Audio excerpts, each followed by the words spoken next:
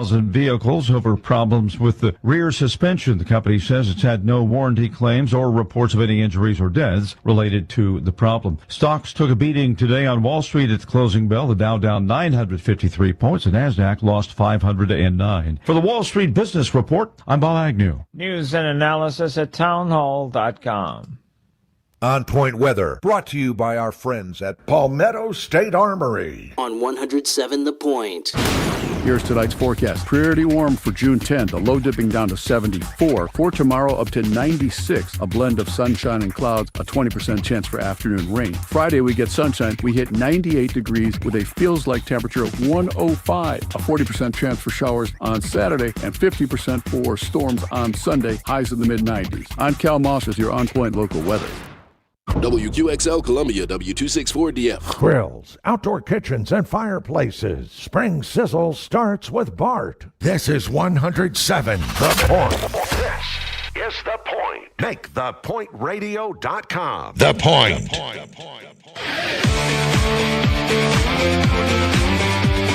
This is Sports Talk with Phil Kornblut and Chris Bergen.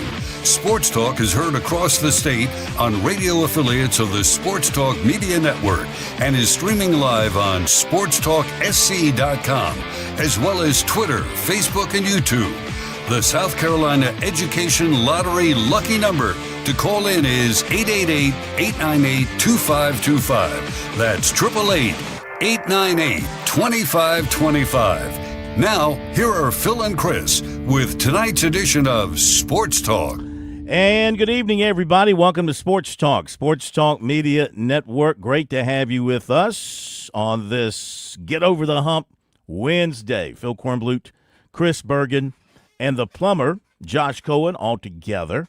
Now official for South Carolina and Kevin Schnall. They are one. Kevin Schnall, the 33rd head baseball coach for the University of South Carolina baseball program, and they are celebrating his arrival. In fact, they're going to have a fan celebration and greeting for him, 8:30 Friday night over at Founders Park. So check out the Gamecock website for details on that, but they're welcoming all the fans who want to come out to meet and greet, and they're providing a certain number of refreshments. Beer will be available, but that'll be for sale, not for free. Clear bag policy will be in effect for that as well. Keep that in mind. But Kevin Schnall, now the head baseball coach at the University of South Carolina. Bergie, 3 or 4 years ago, could you have ever imagined that? No, I really couldn't. Because 3 or 4 years ago, we were sitting here with Mark Kingston's tenure starting to wind down and kind of figured maybe Kingston gets another year or he gets fired, and Carolina was going to fix this problem then. Mm-hmm. Little did we know, and Kevin Schnall would not have been considered at that point in time because he was still an assistant Gary Gilmore. So Schnall gets promoted, and, of course, the Gamecocks go with Paul Maneri, and that experiment obviously went poorly. And so here we go again. They've got to go through another coaching search, and I think this time they certainly got it right. And, boy, they are rolling out the red carpet for Schnall, aren't they? Yeah. I don't remember them having a big party at the stadium and all kinds of stuff when Paul Maneri was hired a couple of years ago. No, this is good. This is all good. It's the way it should be. I think you're right. I think it's a great hire. I think Jeremiah Donati, from the standpoint of an AD, going out and getting a good guy. He could have gotten perhaps any number of good guys, but this is a good guy. And the thing I like, too, about this Coastal team is I'm watching these transfers, heavy South Carolina influence on that baseball team. Almost every guy who's transferring so far is a South Carolinian. So he likes to build around South Carolina players. That's one thing that South Carolina's had success with when they've been successful, having a base of home state players with, of course, a touch of outside talent, maybe a mixture of JUCOs and now, of course, free agents. But, yeah, you build around your in-state talent because this state has great baseball talent. And so he's doing well from that standpoint. Already 7 former Chanticleers have announced plans to join him at South Carolina. What a weird world we live in when a coach leaves for another job and his players just follow him. I mean, it's bye-bye to what would have been their alma mater, and they're going on somewhere else. It tells you the importance of the relationship between the head coach and the players. Well, no, you are frontline guys, too. I mean, these are, no offense, but these aren't bench warmers at Coastal. I mean, these are frontline players who started or pitched in big-time moments and started virtually every game. And Walker Mitchell was an interesting one. We didn't get a chance to talk about him much last night, but he was, of all the guys that transferred in, he was the one I thought made the most sense. His father, of course, Alan Mitchell, played quarterback at South Carolina. I think grew up a Gamecock fan. For whatever reason, was not in the recruiting plans for the Gamecocks. So he goes down and stars at Coastal. And now he gets a chance to come back and play for the Gamecocks. I'm sure he's thrilled about that opportunity. But I think it's something Monty Lee talked about throughout the process. He said the first thing that Jeremiah Donati has to hire is somebody like Monty, who understands baseball in South Carolina. Well, if you're not going to get Monty Lee, you're certainly not going to pull Eric Backich away from Clemson. So if you don't go Landon Powell, the next logical choice was going to be Kevin Snall in terms of understanding South Carolina, the state, not the university, baseball here in our state. And it's fairly obvious with the guys who are following him over to Columbia already. I mean, they've almost replenished 1/3 of what they lost through the transfer portal in, less than 24 hours. Yeah. And by the way, the gates will open on Friday at 7:30 for this event for the fans. It gets underway at 8:30, free admission, free concessions, fan giveaways, fireworks. Doors open at 7:30 and the event begins at 8:30. So great way to kick off the Kevin Schnall era. Of course, for him, it's a great way to boost his income. Here are the terms of his contract announced late this afternoon by the Board of Trustees, which gave it a quick read-over and a very quick approval. Terms of the contract, the length from today through June 30th of 2031. The contract will be extended by 1 year if the team makes a Super or the CWS. They'll only do that 3 times during the length of the contract. That includes extensions. So make a Super, make a CWS, you're extended automatically by 1 year 3 times. The annual base compensation is $1.3 million. That's the same amount that Paul Maneri was making, I believe. Now, he gets a $50,000 bonus to start, and his salary will increase $50,000 every year beginning July 1 of 2027. So he gets a $50,000 bonus to start, and then $50,000 over the rest of the contract every July 1st. So that is an additional, additional $250,000? So that would take him to 1.5 plus, $1.5 million plus for compensation. Then, as he had with his Coastal contract, as we showed you there, where he had like 18 bonuses built in, he's got several bonuses built in to this contract as well, not to exceed 3 such increases during the contract term, including extensions. $50,000 for making a Super, $75,000 if they make the World Series, $150,000 if they win the World Series. He will also be eligible to receive incentive compensation not to exceed $280,000 in any contract year, $25,000 for winning an SEC regular championship, $15,000 for a tournament championship, $15,000 for Coach of the Year, $25,000 for National Coach of the Year. Then he gets the highest one of this, depending on how far they go.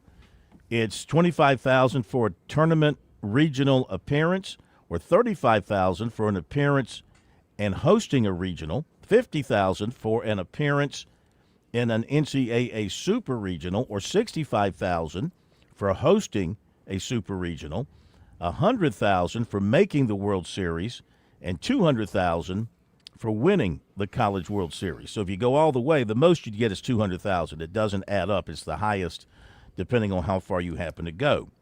But he also gets, if I'm reading this correctly, if he wins a College World Series, he will actually get $350,000, right? Because his base compensation would go up $150,000 if they win the World Series, plus he'd get the $200,000 incentive. That's correct. Am I reading this correct? Yeah, these are different categories. So, yeah, those add up. $350,000 to win a national championship for the Gamecocks. Man, yeah, that's nice. Yeah.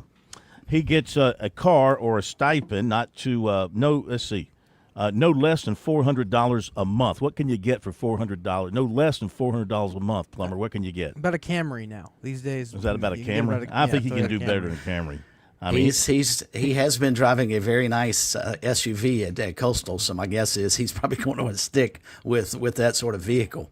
USC will pay his buyout at Coastal not to exceed $600,000. Termination of employment. USC may terminate for cause. In such event, all payments will end. USC may terminate without cause. In such an event, they'll pay 65% of his annual base compensation for the remainder of the contract. Coach may terminate as well. If he terminates it by between now and June 20th of 2027, it's a $3 million buyout. Then it goes down to $2 million, then down to $1.5 million, then $850,000, and then $450,000. But I imagine things go well. I mean, this contract will be amended, rewritten, torn up, and extended and added to as time goes on.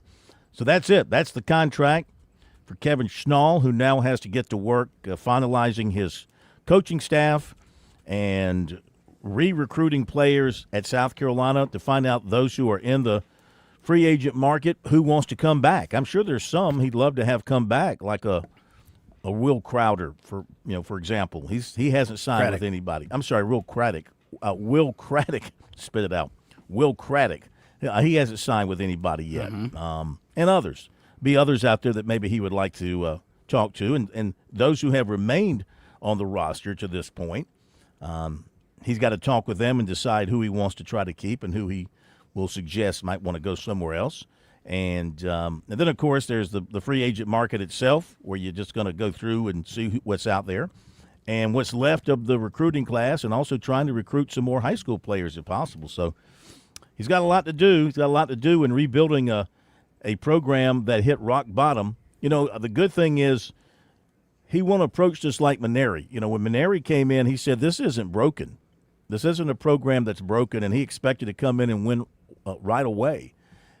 In this case, Schnall expects to win. It's really all he's done as a player and as a coach at Coastal Carolina. He'll come in expecting to win, but he realizes this program is broken. It's at its bottom point in history. So, does he get a little bit of grace? Does he get a little bit of time to try to fix this thing? Will people be a little bit understanding? They'll probably be picked last in the SEC in the preseason, along with Missouri next year. So the expectations will be very, very low, which puts him in a really good position, I think.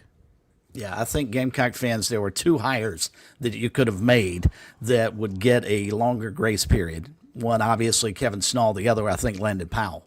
Outside of those two guys, anybody else they brought in, I think the pressure would be ramped up. But Gamecock fans know what, obviously, Landon Powell means to the university and what Kevin Schnall has done at Coastal. Now, 3 years down the road, if they are still where they are, which I don't believe is going to be the case, but let's just speculate, then the patience are going to start running thin. But in terms of the first couple of years, I think most USC fans are smart enough to realize it's a good baseball fan base. They understand how far away from the Texases and the Georgias of the world that this program is right now. However, that being said, the immediate comeback feel is going to be, but we can win quickly because of the transfer portal. Well, you hired a coach midway through the transfer portal, so we'll see how that works out this coming year. But I think the patience will be a little bit longer grace period by his hire and or had they gone with Landon Powell.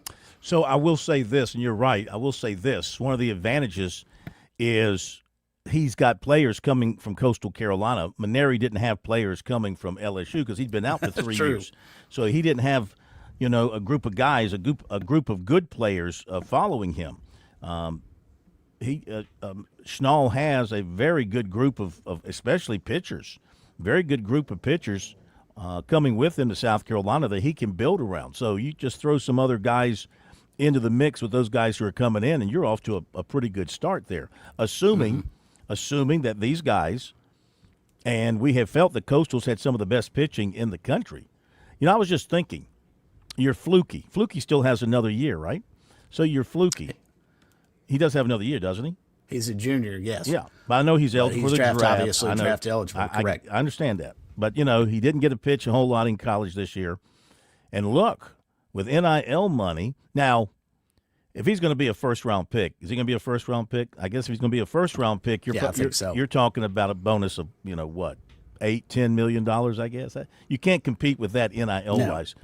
I was going to say if he was going to be maybe a little bit later and his bonus wasn't going to be all that much, maybe you say, hey, man, you want to come have another year of college baseball and a chance to go to Omaha, and we can get you about $1 million, $1.5 million to come pitch a year, get your arm even better, maybe improve your draft status for 2027.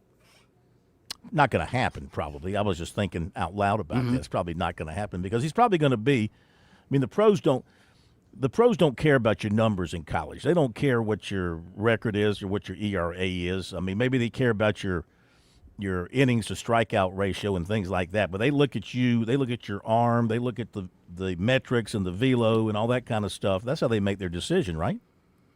Oh, yeah, absolutely, because you could be on a team that's terrible defensively. You pitch it really well, but your ERA is 7. Well, is that your fault or your teammate's fault? If you're throwing it around the plate and you're getting strikeouts and you're battling, I agree. I think it's much like the NFL. I think the NFL draft people look at the intangibles, the skill sets, and the whole 9 yards, not necessarily the how good your team was. All right, now, one door closes, one door opens. So South Carolina fills its job. Coastal Carolina has got to fill its job. This is a rarity in our state. I'm trying to remember off the top of the head, have we had movement like this where a coach has gone from an in-state school to another in-state school to leave a school behind with an opening? I'm just trying to think. I can't think of a time when that's happened. So now Coastal Carolina's got an opening. And it's a high-profile opening as well. That's a highly coveted job, I'm sure.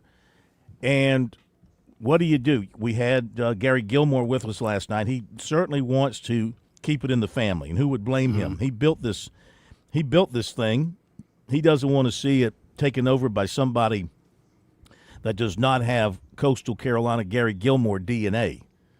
And Coach, is it Chad Oxendine? Chad Oxendine, correct. Chad Oxendine.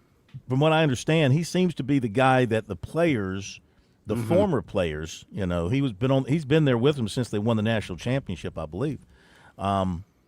He seems to be the guy that those guys are kind of getting behind, wanting to be promoted to the head coaching job, to keep it within the Coastal family. And so I don't know. It could be him. There, of course, there's talk of the former Mississippi State coach getting a shot at going there as well. And it could be somebody from, who knows where. Somebody could be Skyler from Troy, who's getting a lot of attention. So who knows what direction Chance Miller might try and go in. I think that, if Chance is planning on staying at Coastal Carolina for a while, it might be in his best interest to keep it within the family and keep it rolling that way. Why not? That's what they did. When Gilmore retired, they kept it. Of course, everybody knew that, and Coach Gilmore had said, really for years leading up to his retirement, that eventually Kevin Schnall would replace him. That was pretty much already set in stone. I don't think they expected Kevin to be there as the head coach just 2 years, so they really didn't have a succession plan, at least publicly, in place, I don't think. No, I don't think you're right, but you're absolutely correct that Kevin Schnall, everybody knew he was going to be the job, get the head coaching job. As a matter of fact, he was almost being paid, I think, like a head coach while he was on the staff with Gary Gilmore the last several years there. But Oxendine makes a lot of sense. I mean, he's much like he followed a similar path just hasn't been there as long. He played at Coastal. He was a catcher, much like Kevin Snall was a catcher, played at Coastal, been an assistant, knows how that program works from the inside out. He's their lead recruiter now. He's the associate head coach. I mean, he makes the perfect sense if you want to keep things going the direction that it has been. I mean, he's an easy hire, I would think, and something I would believe Chance Miller could get done the next couple of days. It was interesting. I saw Pete Nakos also threw out one of the assistants at the University of Texas as well as a possibility. But, I mean, you know, national names, I don't know if Coastal wants to go that route, and I'm not so sure they need to because I think Chad Oxendown would do a really, really good job for them. I think Coastal needs to stay with the formula that's been good for them. Finding players in the state overlooked by South Carolina and Clemson who are good players that they bring into their program and they develop. I mean, again, these pitchers that they have developed, almost all of them are South Carolina kids that one of them had been committed to South Carolina, Parker, and was cut loose by Maneri and Terry Rooney. They didn't want to keep him, so he goes down to Coastal Carolina, and he's being developed. He's a young guy, but he's got a lot of promise from what I've read. So you got to keep that formula going. It's worked for you, so I wouldn't stray from that formula if you ask me. Okay, so we're talking about that. And let me one quick point. Yeah. If I may, you mentioned about in-state having one school lose a coach while the other one hires them. The only other thing I could think of was when Monty Lee left the College of Charleston to take over at Clemson, right? Good point. Good point. That is the case. Yeah. In-state to in-state. Yeah. Yep. That was one. That is one case of that happening. Okay. Coming up on the program tonight, got a great show lined up for you as we get over the hump on this Wednesday, 7:05. Danny Ford. That's right, the Danny Ford, the former Clemson coach, the Hall of Fame coach, the legendary coach, the national championship coach. He's going to be with us to talk a little politics, a little agriculture, a little football, and we got more. We'll be back. I'm State Treasurer Curtis Loftus, here to share some great news. Future Scholar, South Carolina's 529 college savings plan, can now be used for a lifetime of learning. From K through 12 to college and beyond, saving tax-free for your child or grandchild's education has never been easier. You can start with any amount. Contributions are tax-deductible and earnings grow tax-free. Discover the smart, easy way to save for college today at futurescholar.com. Hi, I'm attorney Jim Corbett. For over 35 years, I've been handling claims and cases for individuals and small businesses. I've now been a mediator for more than 10 years. Let me put that experience to work for you. Like if you're injured in a wreck or on the job or at someone else's place, anytime you should get reimbursed or compensated. Jim Corbett, 803-765-2968 or jim@jimcorbettattorney.com. Corbett with an E, and the initial consultation is free. Jim Corbett to settle your claims, avoid a lawsuit, or go to trial. Traveling can be the worst, especially when you can't find your favorite show. Well, don't worry. We've got the perfect way to keep up with everything happening in the Palmetto State when you're away from home. Just pull up the Chief Sports app on your mobile device, and you can listen live to Sports Talk. All right, welcome in, everybody. Sports Talk Media Network. So the next time you can't find us on one of our great radio affiliates, just log on to the Chief Sports app, the best way to stay connected with the Sports Talk Media Network. Looking for thrills? Then welcome to the South Carolina Education Lottery, where excitement's the name of the game, and every chance at a win... Just one more. Come on, so close. ...comes with the chance of a whiff. Well, no biggie. Nicely done. You handled it like a pro. Because when the stakes start getting too real and you find yourself playing for more than fun, it might be time to take a break. Good point. Playing for fun makes you a better player, and a better player is a better you. Learn more at SCEducationLottery.com.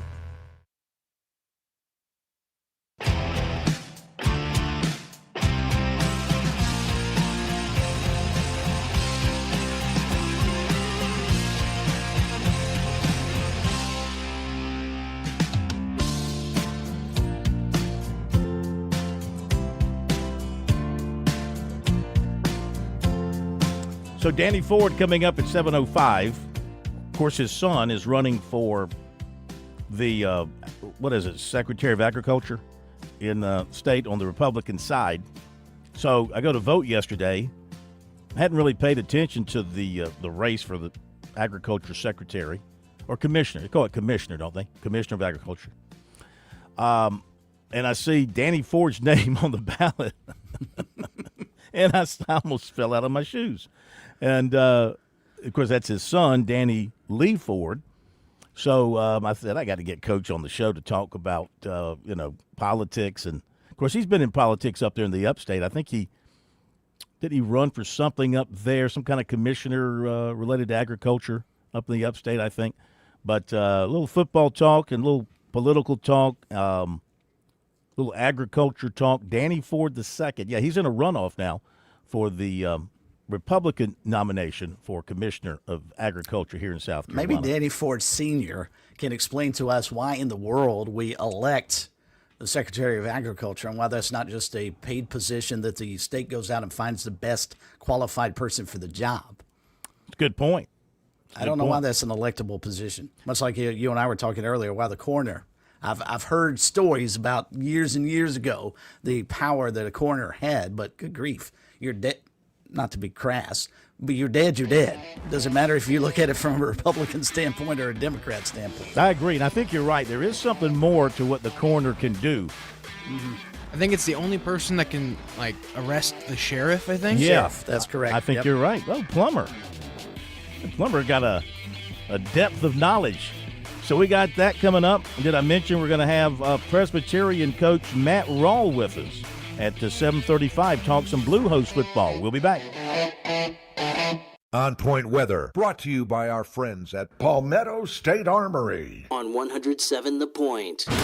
Here's tonight's forecast. Pretty warm for June 10th. The low dipping down to 74. For tomorrow, up to 96. A blend of sunshine and clouds. A 20% chance for afternoon rain. Friday, we get sunshine. We hit 98 degrees with a feels-like temperature of 105. A 40% chance for showers on Saturday and 50% for storms on Sunday. Highs in the mid-90s. I'm Cal Moss with your On Point local weather. What's better than getting the best Wagyu and Hereford beef anywhere in these parts and getting it delivered to your door? How about knowing you're still supporting local farmers in Saluda over at H&J Cattle, where tradition meets quality? Visit HandJCattle.com. Place your order for $50 or more, get free delivery in Richland or Lexington County. Plus, Point listeners get 10% off your order. Enter keyword The Point as one word for your discount. HandJCattle.com. The Point. Here. With SRN News, I'm Keith Peters in Washington. The U.S. military has begun another round of strikes against Iran. U.S. Central Command said in a social media post that the military is striking multiple targets in Iran and that it's being done in response to Iran's unwarranted and continued aggression. The strikes come just a day after the U.S. struck Iran following the crash of an Army helicopter near the Strait of Hormuz that President Trump blamed on the Islamic Republic.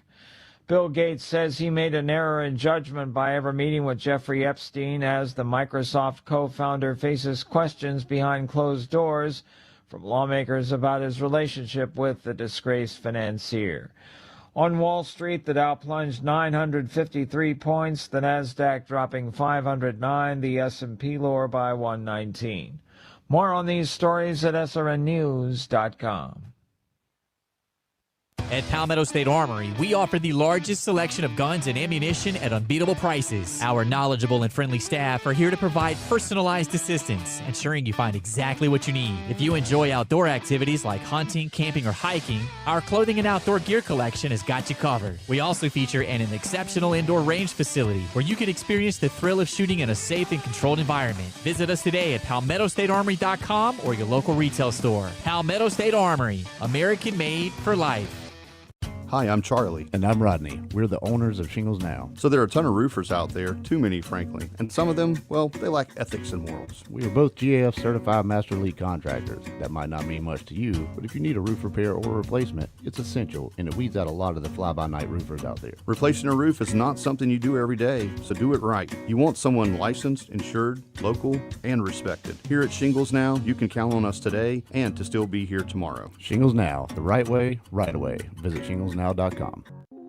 Get ready for a summer of adventure with Founders Federal Credit Union. Now through July 31st, you can take advantage of a special 5.99% APR on select travel purchases made with your Founders credit card. Whether you're planning a road trip across the state, a relaxing beach getaway, or finally checking off that bucket list destination, we're here to help you make it happen. With this promotional APR, you can enjoy your summer without the stress of high interest rates. Pack your bags, gather your loved ones, get moving on your dream vacation. Founders makes it easy to enjoy more. So go ahead, kick back, relax, and soak up every sub-soak moment of your well-deserved summer break without breaking your budget. Learn more and see the list of qualifying purchases at foundersfcu.com/cc. Let Founders help you take the trip of a lifetime. Promotional rate ends February 1st, 2027. Effective APR of 12.5 to 17.9% will apply. Terms and conditions apply. Membership qualification required.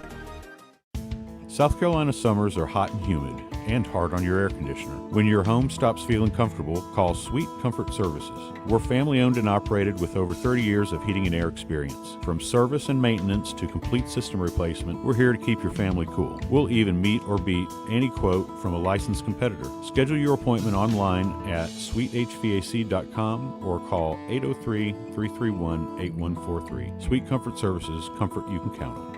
Nothing better than a Saturday night in Casey, West Columbia. It's the return of Rhythm on the River, proudly presented by the Greater Casey, West Columbia Chamber and Prisma Health. Come out to the Savage stage at Savage Craft Aleworks on Center Street this Saturday and give a listen to Queens of Country. It's family-friendly and pet-friendly. This year, we even have pop-up bands of various local businesses. For more information on this and all events, check out cwcchamber.com/Rhythm on the River, and we'll see you Saturday at Rhythm on the River.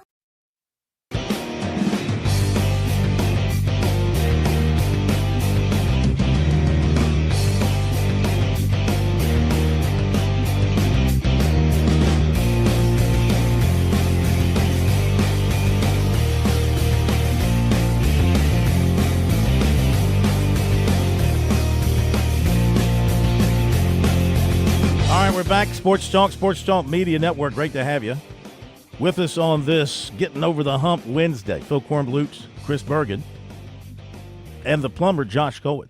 We've already gotten over the hump. No, right now is getting over the hump. We're not quite over the hump. Isn't noon earlier today? No, Wouldn't that be at 8 o'clock is over the hump. You're officially over the hump at 8 o'clock. You're on the downhill side of the week at 8 o'clock Eastern Standard Daylight Savings Time. The best time zone. So Eastern Standard Daylight Saving Time. You got it covered. Anytime it's 8 o'clock, however you want to word it. ESDT. All right, our phone number is, what you got? You said you have a ESDT? Is that what you said you had? No, you said Eastern Standard No, you said you had an ESDT. What is an ESDT?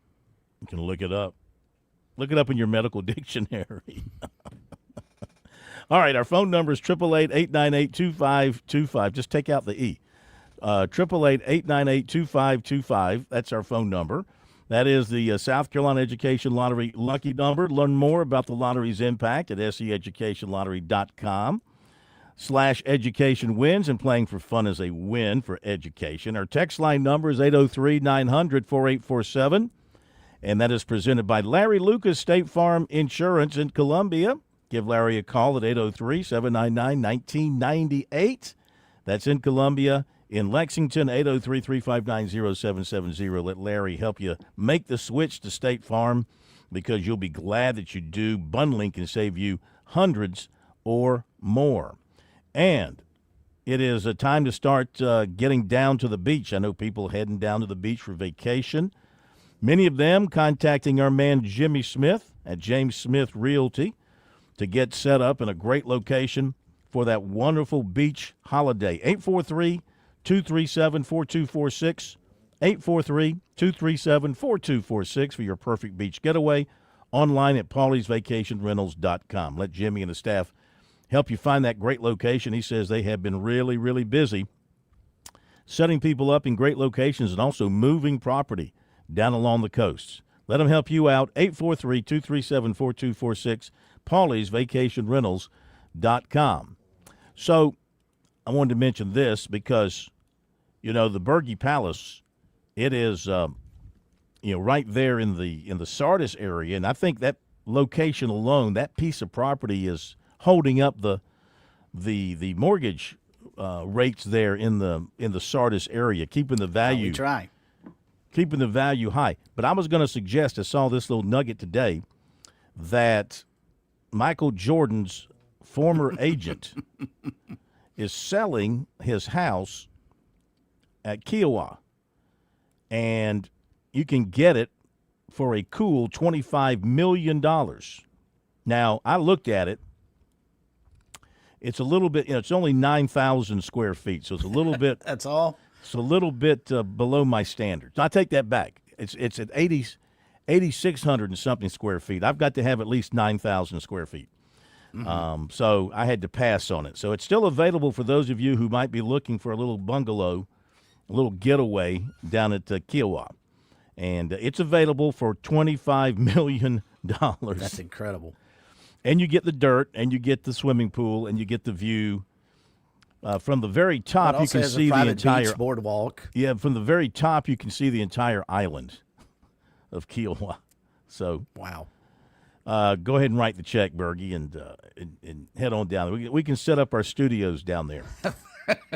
That'd be a great place. Trust me, if I ever have enough money to buy a $25 million home, no offense to either one of you guys, but I'm not showing up at 6 o'clock every night to do sports talk. I understand. We would accept your resignation.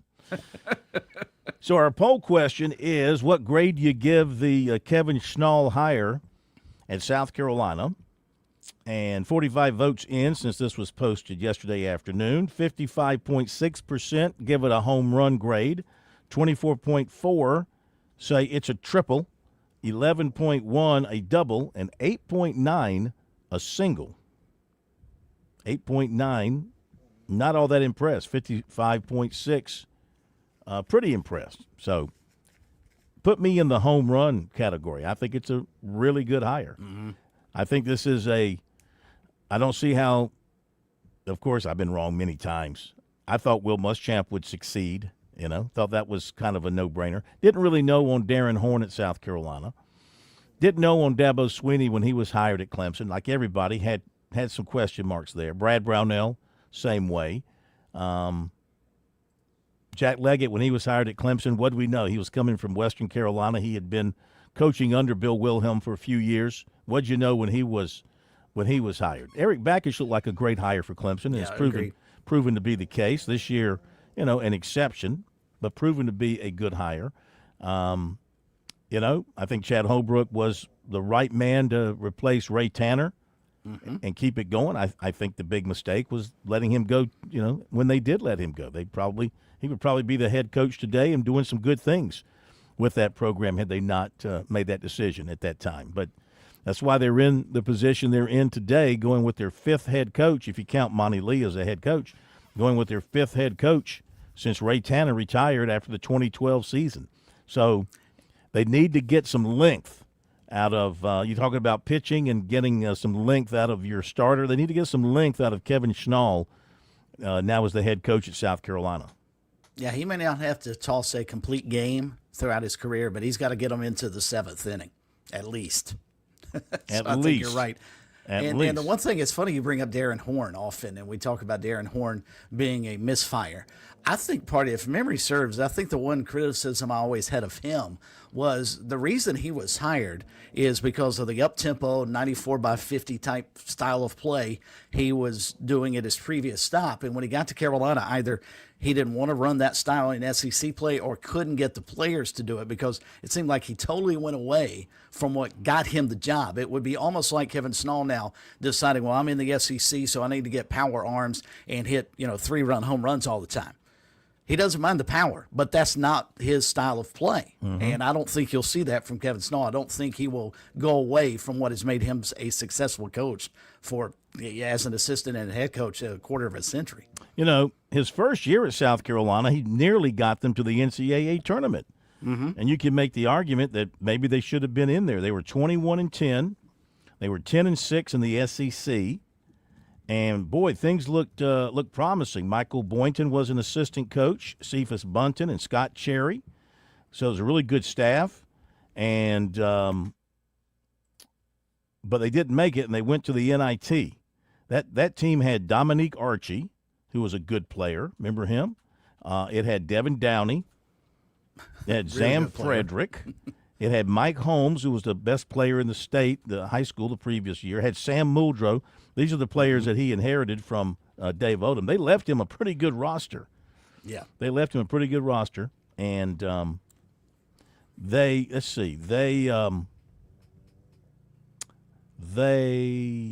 lost to Mississippi State in the SEC tournament down in Tampa. And that probably kept them out of the NCAA tournament. Then they played Davidson and lost by 7 at the CLA back in what year was that? That would have been, what was that year? What was that first year? 2008, 2009. 2008, 2009? Okay. Yep. So had a good team. 2008, 2009, they beat Baylor. They beat 19th ranked Baylor. They beat 24th ranked Florida. They beat 24th ranked Kentucky. And they tied for the division championship that year. Yeah. I can't believe they didn't. I can't believe they didn't make the NCAA tournament. Now that I'm reading this, I'm like, what's? I'm telling you how, Phil. I've said this for years. Okay. They have South Carolina on their chest and not North Carolina. Same problem Clemson runs into all the time. If they're a borderline team, they get left out. You know who he suffered his first loss against? You know who handed him his first? They won their first 4 games. You know who beat him for the first time? Was it Clemson? College of Charleston by 2. How about that? Down there. Then they reeled off another 5 wins. They were 9-1 and then lost to Clemson. They eventually got to 12-2. They were 12-2 and 1-0 in the SEC. Actually, they won 4 in a row in the SEC. They won 6 out of 7. I mean, they had a good record. I mean, goodness gracious. They won at Georgia. They beat Kentucky. Home and away. They beat Kentucky twice. They beat Kentucky twice that year, home and away, and still didn't make the tournament. Well, Devin Downey beat Kentucky. Yeah. All right, enough about that. So we don't think that Kevin Schnall is going to have the career of Darren Horn. I don't think so. What we're saying. And it's too bad for Darren Horn. I mean, he was a nice enough guy, a little stiff, but going to the NCAA tournament in that first year doesn't always guarantee you anything, of course, moving forward. Doesn't mean you're going to have a great run, but would have been a great start for them and a way to maybe attract even better talent. They just couldn't build on that season. The rest of the way, his teams got – record-wise, they were worse and worse each of the next 3 seasons when they made the decision to move on. So, all right, to the text messages here from the 864, Russell says the Fords were the first to get a licensed hemp farm in the state, if I'm not mistaken. Okay? I think I remember that in the media. What can you do with hemp? Plumber knows. Plumber knows what you can do with him. He's a college student. Yeah, he knows what you can do with him. Let's see. From Eddie, all these folks I work with that are coastal, folks are so upset, saying Kevin is poaching and bringing players with him, etc. Part of the business. I told them. Of course, I'm a Gamecock, but I love to see Coastal do great. Made Conway important again for sure in the sports world. Thank you, Eddie. I mean, look, it's a free world out there for the athletes. You don't have to poach them. They can decide on their own to leave. This isn't a case of having to poach. These guys aren't dummies. They know what's going on. He didn't have to pick up the phone and say, hey, come here and join me, come here and join. He doesn't have to do a thing. If these guys want to go to, if they're good and they know that the coach would want them, all they got to do is put their name in the free agent portal, put a do not disturb sign on the door and get it done. And that's what they've done. So, and I totally get Coastal fans being upset about this scenario, upset from a fan standpoint because you lost a guy who was one of yours. He's a former player. He's an alumnus. He was part of the national championship team in 2016, narrowly missed out on getting a second one, 2 years ago. So I totally get them being upset, but you're right. I mean, the players, it's an entirely different story. If this were 10 years ago, then they might have an argument. But right now, unfortunately, you don't, because players, the flexibility they have to move from A to B to C is considerably a lot easier than it used to be. You know, I'm imagining the first bottom of the first of the Gamecocks' first game, which will be at home at Founders Park. I don't know against who. Let's just say Fairmont State. Say they're playing Fairmont State, which Plummer, unfortunately, he couldn't get into Fairmont State. He tried. But anyway, Fairmont State, let's say the leadoff hitter for the Gamecocks leads off with a single. The next guy bunts and advances him to second. I bet you the crowd will go wild. A bunt. I can promise you that. A bunt to move a guy forward. A bunt. You know?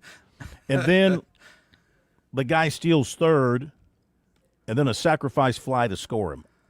A bunt and a sacrifice fly to create a run for South Carolina. Gamecock fans were like, is that still part of baseball? Can you do that? Is that legal? So, and you know that's going to happen to them, right? He loves to manufacture runs that way. That absolutely does. And Fairmont State would probably be a good team to start with. Division II program that I looked it up went 19-29 last year, so or this past season. So probably a pretty easy way to open up the snowball era. You definitely want to schedule somebody you're going to beat. Mm-hmm. You know, you don't want to play Coastal to open your season. Can you imagine that? What if that ain't going to happen? I there are can't. Not enough seats in around Founders Park. They'd almost have to play that game over at Williams-Brice Stadium because of the amount of folks that would. We would love to get in there to see that. I hope it ultimately happens at some point in time. Well, they don't play each other now. They haven't played each other in the regular season in years, have they? No. And so I don't think this is going to lead to that happening. I would guess it's probably not going to. I'm sure he doesn't want to, deal with facing his alma mater. And especially Coastal wouldn't do it except in a home and home, I'm sure, like they do with Clemson and like they do with Charleston. Don't think they would do it any other way. All right. Phone number 888-898-2525. Text line number is 803-900-4847. Got Danny Ford coming up after the top of the hour break. Looking forward to talking with him, catching up with him. Been a long time since he was on Sports Talk, but I thought this would be kind of neat and interesting and fun to have him on. And the new head coach at Presbyterian, Matt Rawl, going to join us at the bottom of hour number 2. Of course, he's been on the staff there. Didn't leave when the coach moved on. And so we'll have him with us tonight to talk about getting ready for his first season as the head coach. Be right back. This is Major Billy Downer with the South Carolina Department of Natural Resources. Boating season is right around the corner here in the Palmetto State. As you get ready for this spring and summer, make sure your registration sticker is up to date and you have a copy of your registration card on board your boat. For more information on boat registration and answers to common questions, visit dnr.sc.gov.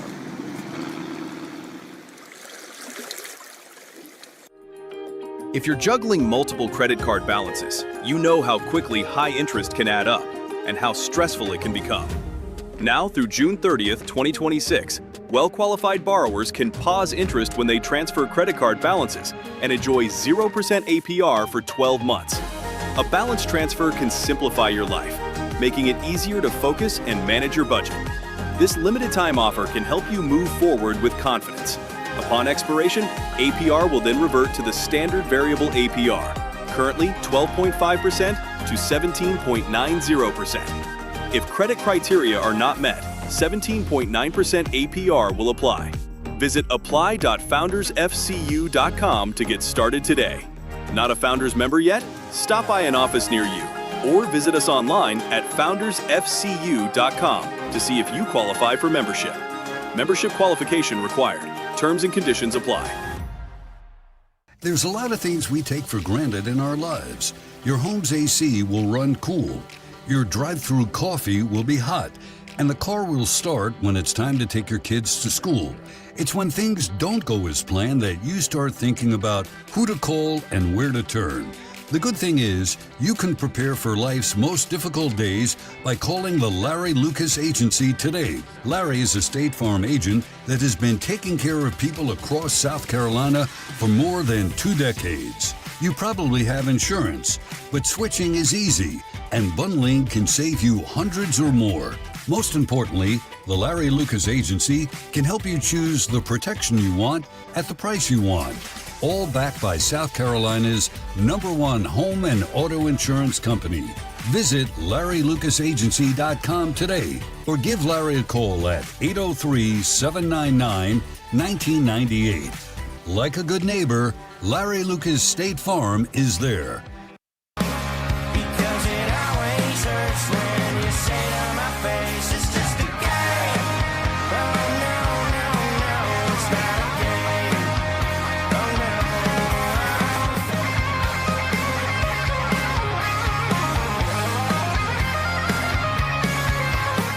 All right, we're back from the 864. The 8.9% voters who voted Schnoll's hire as a single are obviously Clemson fans. Coming in from the 864. There's probably a good number of Clemson fans mixed in there. This is from the 803. How many home run hires has South Carolina made in the last 15 years? So far right now, I'm going with a single. That's from the 803. Are they talking about baseball or in its entirety? Like period.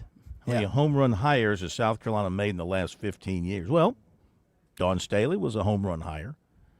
She's been there longer than 15 years, though. But that's, I'm stretching it a little bit. But Dawn Staley's a home run hire. The new equestrian coach would be a home run hire. She won a national championship. The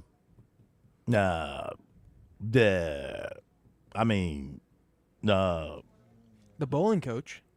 The Kaylin, the women's golf coach, she's done great. New men's golf coach has done well. I think those are home run hires.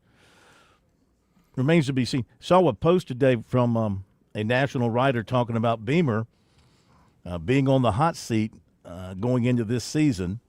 And I don't know. What do you think? I mean, Jeremiah Donati just completed one coaching search here, and now the focus will turn with football coming up. The focus will definitely turn on Shane Beamer. I mean, they should get off to a pretty decent start. That early part of the season, they've got to win those games. Lose a couple of those games you were expected to win, and the heat's really going to be turned up on them because as the season moves on, the schedule gets that much tougher. The win's going to be that much harder to come by. Now, maybe they'll have a team that's good enough like they had 2 years ago to go out and get it done. Yeah, absolutely. Could you win 9 games? Sure. Could you only win 5 or 6 because of the schedule? That's absolutely possible as well. And as I mentioned before, I think Shane Beamer put untold pressure on himself and unnecessary pressure on himself at the tail end of last year when he was trying to fire himself up, his team, and also the fan base by saying this is a one-off. We are going to be in the playoff discussion this time next year. He should not have said that. Just say, hey, we're working to get this fixed. And that's where I would have left it. But he likes to pump his chest. Well, it's going to be shut up or put up time for him, I think, this coming fall. Mm-hmm. From the 803, Phil, who is your favorite and dark horse to win the College World Series? I think North Carolina as favorite and West Virginia as a dark horse. I would agree with North Carolina. From the beginning, when the brackets came out, I thought they were a little bit underappreciated as a number 5 seed. With the pitching they've got and the offense that they can muster. So I would not discount North Carolina. Then again, Georgia, it's hard to ignore them and the type of club that they've got. Texas, type of club that they've got. So I don't know. I think I would go with North Carolina, my initial thought, so I would stick with that, with North Carolina. I mean, obviously the darkest of the dark horse would be Troy. I guess they're probably like the longest of the odds to win this thing, wouldn't you think? Yeah, no doubt. I think the winner of the Georgia-Texas game, the opener, which is incredible, that's the opening game for those two teams. I think the winner of that wins the College World Series. Okay. I would lean towards Georgia. Now, if I'm going to say an SEC team is a dark horse, really doesn't make a whole lot of sense. But to answer his question, I think you probably have to look at the matchup between Oklahoma and Alabama. Mm-hmm. Those would be one of those two teams could be your dark horse. Mm-hmm. But I think Georgia, just because of their offense, and they are going to hit some home runs. I mean, even in a bigger ballpark, it may not fly out as quickly as it does at Foley Field, but that team is too good offensively not to score some runs out there. All right, some other notes. Speaking of Darren Horn, Coastal Carolina pitcher Darren Horn was named a second-team All-American by Perfect Game. This season, he was 8-2 with a 3.21 ERA and 7 saves. He was named a third-team All-American by the Baseball Writers Association. So, had a heck of a season for him. Only player from our state selected by Perfect Game to the All-American team. Four USC football players recognized on Phil Steele's preseason All-America and/or All-SEC teams. Edge rusher Dylan Stewart and punt returner Vicari Swain named first-team All-SEC and second-team All-American. Nick Harbor, third-team All-SEC as a kick returner. Not as a receiver, as a kick returner.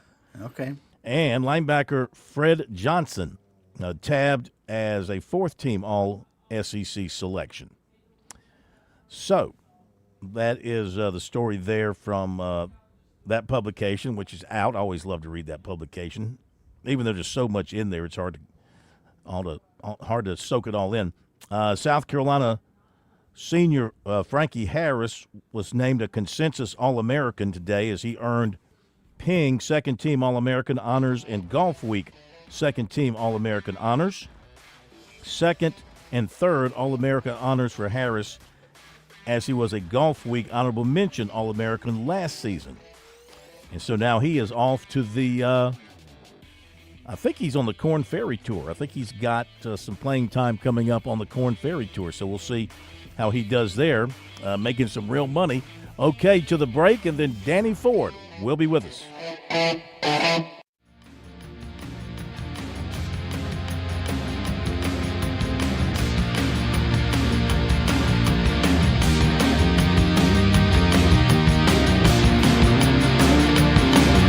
WQXL Columbia, W264DF. Grills, outdoor kitchens, and fireplaces. Spring Sizzle starts with Bart. This is 107 The Point. News this hour from Town Hall. I'm Keith Peters in Washington. The United States and Iran trade missile fire in a heated escalation after a 2-month ceasefire. Correspondent Laura Winters reports. The U.S. military striking Iran after an American helicopter is shot down. President Trump warning that Iran will face consequences for stalling and not agreeing to a peace deal. Iran busy firing missiles into Bahrain, Kuwait, and Jordan. On Truth Social, the president writing, Iran has taken too long to negotiate a deal that would have been great for them. Now they will have to pay the price. 3 explanation points. Laura Winters reporting. The U.S. military says it's begun another round of strikes against Iran. U.S. Central Command said in a social media post that the military is striking multiple targets in Iran and that it's being done in response to Iran's unwarranted and continued aggression. Nevada Republican Governor Joe Lombardo will face Democratic Attorney General Aaron Ford in a battle to hold on to his seat in November. It's considered one of the most competitive governor's races in the country. Las Vegas voter Trudy Platzer says her biggest concern is the rising cost of everything. Gasoline prices, that bothers me because there are a lot of retirees and the whole community is suffering with that. Las Vegas voter Jay Jaros has several concerns. Housing, workers' rights, fighting against ICE. Ford has been focusing his campaign on federal health care, food assistance, and affordability, as Nevada continues to see a shortage of affordable housing and some of the highest gas prices in the country. Lombardo vows to focus on housing affordability if he serves a second term. I'm Donna Water. A rough day on Wall Street with the Dow plunging 953 points, the Nasdaq lower by 509, the S&P declined 119. More at townhall.com. Did you really think Pure Talk was just going to sit back and watch America turn 250 years old without doing something awesome to celebrate? Of course not. That's why they're raising $250,000 for America's Warrior Partnership by the end of July.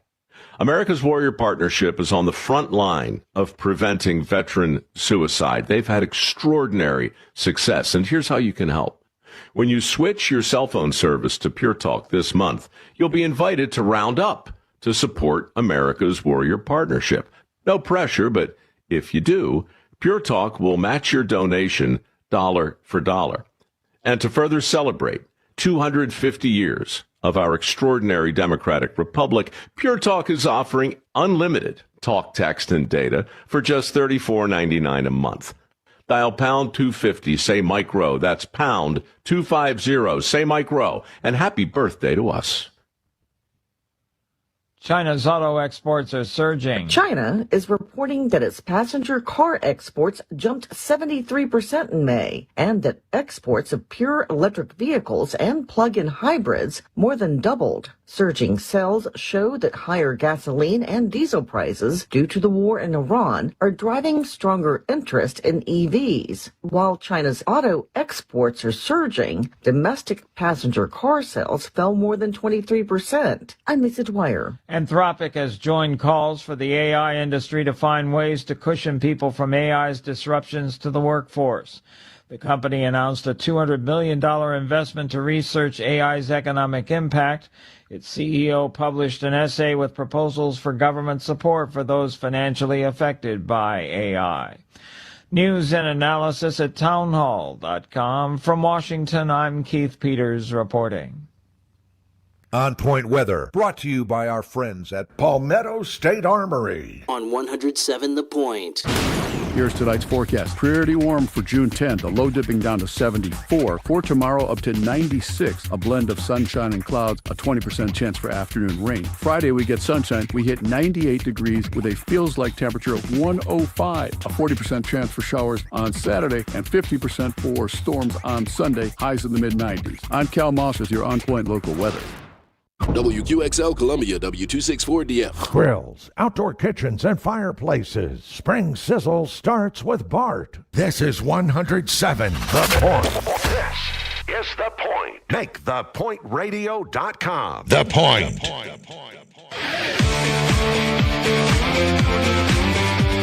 Welcome back to Sports Talk on the Sports Talk Media Network. You can reach the guys with the South Carolina Education Lottery lucky number, 888-898-2525. That's 888-898-2525. Now back to Phil and Chris with the second hour of Sports Talk on the Sports Talk Media Network. Okay, we're back with you, Sports Talk Media Network. Here across the state of South Carolina, great to have you with us on this Over the Hump Wednesday night. Phil Kornblut, Chris Bergen, the plumber. Josh Cohen, got recruiting coming up for you in just a little bit. Lots to talk about there, of course, so stay tuned for that. In fact, our next guest is a guy who used to do a little dabbling in the recruiting game himself, just on the other side of it, because his job was to acquire great talent, and that he did during his Hall of Fame coaching career at Clemson. Need no further background information here as we introduce to you once again Hall of Fame football coach from Clemson, Coach Danny Ford. Welcome in, sir. How are you? Good, Phil. How are y'all? Everybody doing well, I hope. I hope everybody's healthy and well. Yes, sir. Same to you. It's been a little while, so it's great to have you with us once again. There's a lot of reasons to call you and have you on. I've been wanting to do this for a while, but I go in to vote yesterday, and I see Danny Ford on the ballot. Of course, I know that wasn't you, but it was your son running for the Commissioner of Agriculture here in the state on the Republican side. So congratulations there. Right. He's in a runoff. So I said, I got to have Coach on to talk about politics and agriculture and some football. So let's do it. Right. How much fun is politics in the Ford family? Man, I'll tell you one thing. Last night when all the results were coming in and waiting all day, I had rather played 3 football games back to back than waiting doing that again. That was awful. Just you didn't know what was going to happen. You didn't really know. You couldn't see anything coming, and nobody had enough money to do a poll, and all this kind of thing. And we've been traveling a good bit over the state, not as much as we did when we recruited, but kind of like the same thing. You're trying to get your name out there, and you're trying to recruit people to pull for you or vote for you. So it's a lot of similarities. But I'll tell you one thing: And it's kind of like recruiting, you know. A lot of times these kids will tell you, say, I'll commit to you, coach, no problem. Then you turn back around, and next thing you know, they're going somewhere else. And that's what some of these people do when they say, oh, yeah, we'll vote for you, but you don't know what they do when they get in that little box. That's for sure. So it's so similar, it's unbelievable. I mean, it really is, but we haven't some fun with it a little bit. I'm too old to do it. I am, but you know, he wanted to do it, and I got to back my son. He's done a nice job. He's trying real hard, and we're on a shoestring budget, and we're in the playoffs, so we got a chance. We got a real good chance. We're excited about it. We going against a quality opponent, of course, and all this kind of thing, like you're always supposed to say. But it's what we were taught to say in the football game. So we're going to keep it clean and not have anything bad to say about anything. Just worry about our side and try to do the very best we can. And hopefully we'll get a lot of people in South Carolina. But you know, the thing, Phil, that I feel so honored for is how well that when we moved back from Arkansas, how well the people accepted us in the state of South Carolina. Not only the Clemson people, but I got loads of friends that are South Carolina people, Citadel people, PC, Newberry, Furman. You know, the people of South Carolina are just really, really wonderful people, and we're glad to be back in this area. Absolutely. How much did you get out on the road, sort of like recruiting? How much did you get out on the road and politic? Well, on every fundraiser that we had, we were there, and spent a lot of time in Charleston, spent a lot of time in the upstate, of course. Didn't get all over the state like we should have. You know, we had a rule when we were in football that you visited every high school in the state, whether they had a football player or not. You make time to go by and see the people, because one day they're going to have one. Mm-hmm. You know, even Lida might have had one. You know what I'm saying? That's down there where you're from. but we would always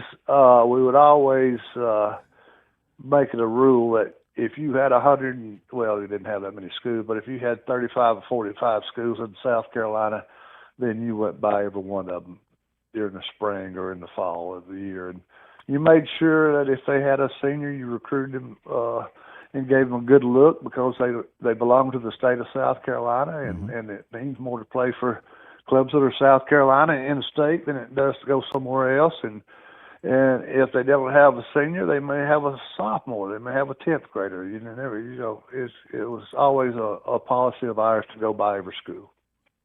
And so now you're out trying to hit every county in the state? You got a couple of weeks more to work here? You can't do it. This boy of mine, he came in here in February and said, Dad, I want to do this for several reasons. A lot of reasons about how our farm is operating and what we got into. We lost some cattle, and then we did the hemp, and there's a lot of things that are really, really good in the agriculture department of South Carolina, but we've got some problems too that need to be worked out, and he's got some ideas and some things he thinks that can help the farmers and the people in South Carolina. So that's so we got a kind of late start, and we didn't get by every school like we should have, but or every town that we should have. So we having to depend on people, and we having to have. We had some signs put up in one town. We overstepped our boundary and put them in some right-of-ways, and they called us and said, "Come back and get your signs." So we had to learn the rules as we went into this thing. So it's been fun. It's nice to go out and see the people again. So what is a message from the Ford family, from Danny Ford II? By the way, I looked on his website. He darn near looks like you. I mean, almost Well, you're a little bigger, as I recall. I think you're a little bigger than he is, maybe a little whiter, a little thicker. Right. Yeah. Well, I'm a heck of a lot fatter and bigger than he is now. I mean, I'm close to 300 pounds, and I can't get it off, and I don't want to get it off no more. I'm in my fourth quarter, no timeouts and no overtime of my life, and I want to enjoy time. I don't want to be fighting all these problems. I want to eat and do things, visit, and travel, and do things I want. I ain't been having time, but he's keeping me busy doing all this other stuff. But yeah, we marked him up pretty good. He don't look too far from what we look like. I mean, he's much more handsome than I ever was, but I don't know. He's mine. I can't deny him. Yeah. So what's the message from the campaign, from a agriculture standpoint, that he's hammering home? Oh, well, he wants to do some things that, like, there's a lot of good ideas all throughout the country that people are doing. One of the problems that we got now is the amount of cattle we got in the United States, not just in South Carolina, but there's people making more money on cattle right now than they have ever. I mean, they're high. I mean, there was a baby calf, 3 days old. The belly button was still wet, and at the cow sale not too long ago, and the darn thing brought $1,200. That same cow or calf used to bring $75 to $85 to maybe $100. And so the farmer can't keep their heifers to reproduce, to build the herd up, because you take a heifer, 600 to 700, 800 pound heifer to the sale, and you coming out with $2,200. Well, that same heifer used to be $500. So in Texas, the agriculture people tried to get the government to give them a subsidy to probably give them, say $200 for every heifer you kept. The government's going to give you $200 to not sell that heifer and make the cow population go up. Well, see, that would help a lot of ways. That would help the consumer that buys meat at the meat market, where they paying $18, $19, $20 a pound for steak now, when it was just a year and a half ago, $6.99, $7.99 a pound. So that's one of the things that he's got. He wants to try to get incorporated a little bit, if you can. Try to get the farmer to keep their livestock, especially their young stuff, and reproduce more. He wants to do a vegetable deal about what the people want in South Carolina, the people to grow. What kind of vegetables, where the people can go to the vegetable stands and buy them from the farmer straight. And then he wants to do a deal about, this was a good deal coming out of Georgia.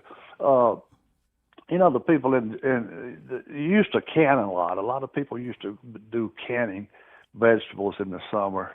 Well, in parts of Georgia over there, they are teaching the school teachers teach canning in the summer, and canning the vegetables for the school, and at the same time they're paying the teachers to teach this, and they don't have to put them on a 12-month contract. They can be on a 10-month contract, have 2 months of teaching people and getting paid through that way, and then they're getting the vegetables for the school year and stuff like that. There's a lot of different programs that can be initiated. The hemp program never got off the ground in South Carolina for a lot of different reasons, but mostly there was no consumers buying it, and they had no outlet for doing it. We were one of the first farmers to do that. So I think we could have got a little bit more help from the state on that program when it started. But you got a federal law with that, where the federal law is okay with it, but the state law is against the law in South Carolina. So you can't, one way if you grow it, you're going to get locked up. But the next way, you're okay if you go by the federal law. But right. And SAID was, from what I understand, was totally against it. So there's a lot of things that needs some communication, just some dang common sense, in our state government. We do a lot of things backwards. I don't mean necessarily backwards, but we do a lot of things that could be done better if people would just quit being so politically trying to see I'm right. Just let's work together. Let's solve these problems. The good Lord gave us a lot of good minds, and there's a lot of smart people down there in Columbia, and there's a lot of things that we could work and do better if we don't worry so much about ourselves. Great point. Talking to Danny Ford. So, have you gotten the enjoyment out of farming that you got out of coaching football?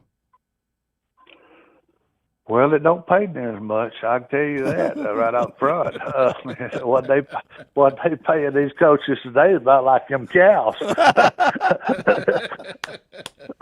There you go. The profitability of that cow right now, and tripling and doubling it, what they paid us compared to what Coach Howard always complained to me. He'd come in there and he said, "Boy, you made more money sitting on your butt in 1 year than I did my whole 40 years of coaching." And I said, "Oh, Coach, he's lying." He said, "Oh, I started out at doing this, and I was the baseball coach, and I had to do this, and I had to line the field off, and I'll do all this guy. We had to sell tickets. We had to do everything."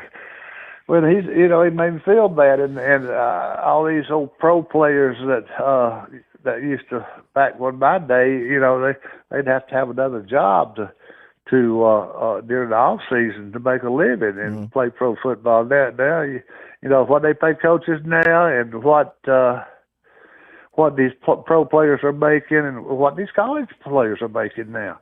Is quite unbelievable. It can't continue. People's going to get tired of it. They hit the same people for the NIL every year, unless you're a big school with a lot of money, or in oil, or in something special. Tax-rated states like Texas is, get money. Every state school gets a certain amount of money off each barrel of oil that goes out of the state or out of the ground, and it's tough to survive. And right now, if they keep it up, it's going to be a big 24, 25 school, and everybody else playing intramural football. You wouldn't want to touch it, huh? In this, if you were still coaching, could you have adjusted to what we're seeing today? Let's say you were a younger guy. Let's say you were, just sort of coming along. Well, the way I was taught to coach, and the way I coach, and I'd probably make it through Wednesday's practice, and then I'd have to get bailed out of jail by Saturday to be at the ball game. Only because now you got to practice. You can't practice but so long. You got to be in the weight room just so much time. And everything's, how you get better.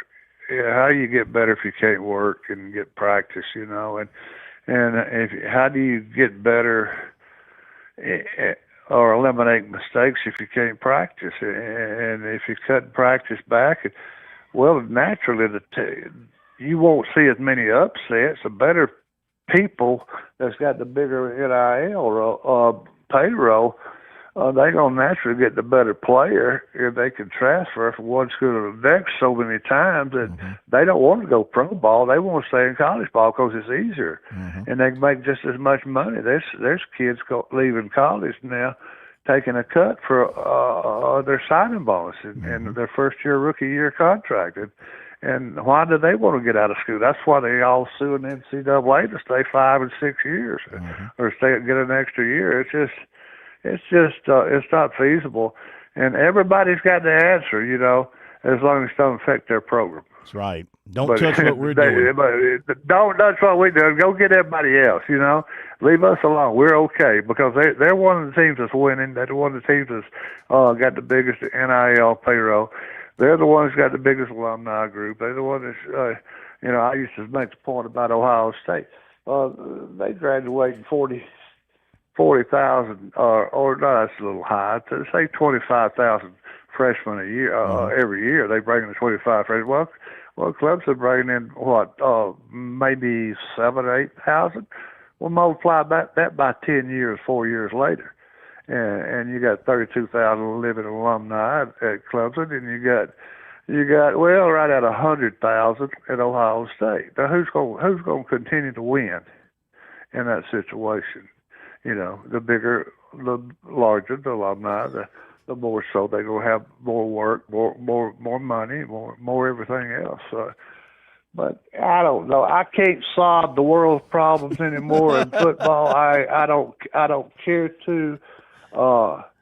If the NCAA would have not tried to be right when California sued them for athletes getting money, if they would gave every athlete, student athlete, on campus, girls, boys, lacrosse, soccer, rowing, football, basketball, treated everybody the same, and gave them $300 a month, and say 200 college kid, let's say a $10 million budget,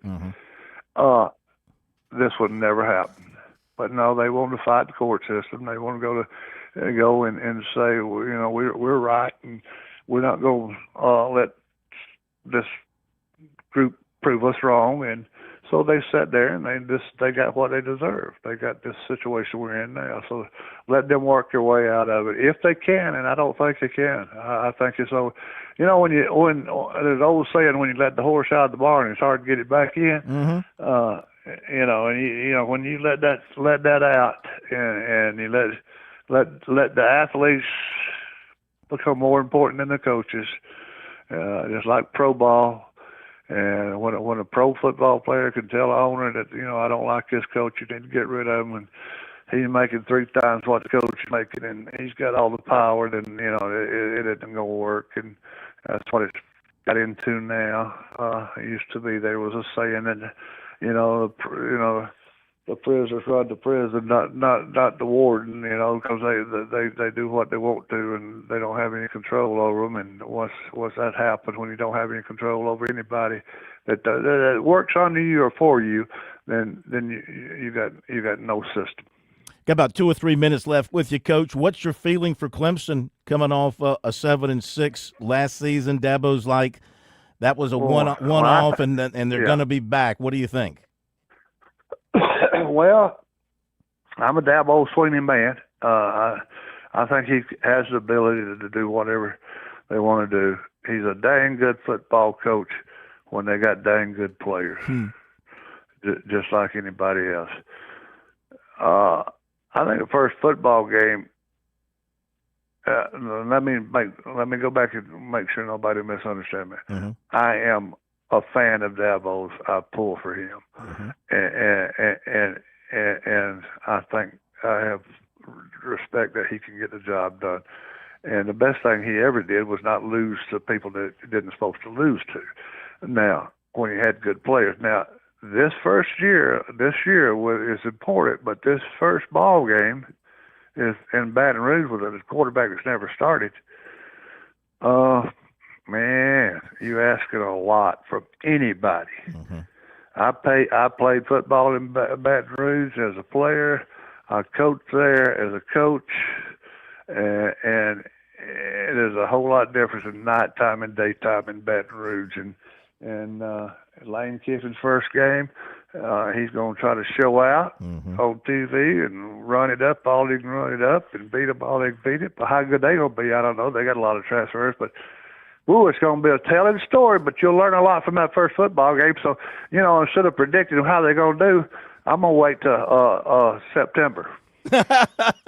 Smart move.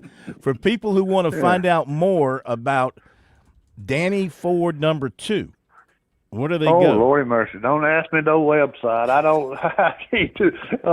Well, just go and look up Danny Lee Ford for Commissioner of Agriculture in South Carolina, and you can get there from there. I'm sure on the web page or his Facebook or some kind of way. But all that's Greek to me still, and Latin or whatever you want to say. I don't do all that. I have a hard time still reading and writing. Coach, it's DannyFordSC.com. DannyFordSC.com. Well, that ain't too hard. I should know that. I will remember that. Thank you, guys. I learned something tonight. And I by the way, Phil, I know you push for time, and I'm taking too much time already. I'm sure, but I read into Chuck Reed the other day, and Charleston, and he's doing it extremely well. Looks great. Tom Moore passed away, and he was at the funeral. I didn't get a chance to go to that thing. Who was a receiver coach for us when Jimmy Laycock and Coach Pale was here, and then Wayne Boat, which you remember Wayne. He just had heart surgery, and he started at Auburn. They had to fly him to Birmingham, and he's doing really well after that. He was my big coach. He was we called him our big coach. He was and then he had the surgery, losing weight. But anyway, he died 7 times, and they brought him back alive. Yeah, 5 times in Auburn and 2 in Birmingham, and he's doing very well. I saw a film on him today, rehabilitating. So all these old guys are getting a little older, and we're losing some of them, but we still hanging in there and hoping everybody's well. But I miss a lot of the old coaches that we had. Joe Morrison was a great football. I think of him often.